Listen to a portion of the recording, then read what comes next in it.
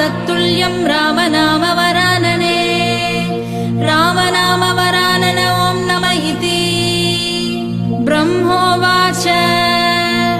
नमोऽस्त्वनन्ताय सहस्रमूर्तये सहस्रपादाक्षि शिरोरुबाहवे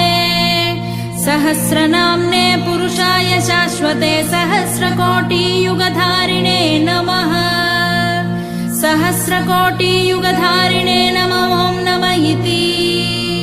सञ्जय उवाच यत्र योगेश्वरः कृष्णो यत्र पार्थो धनुर्धरः तत्र श्रीर्विजयोर्भूतिर्ध्रुवा नीतिर्मतिर्मम श्रीभगवानुवाच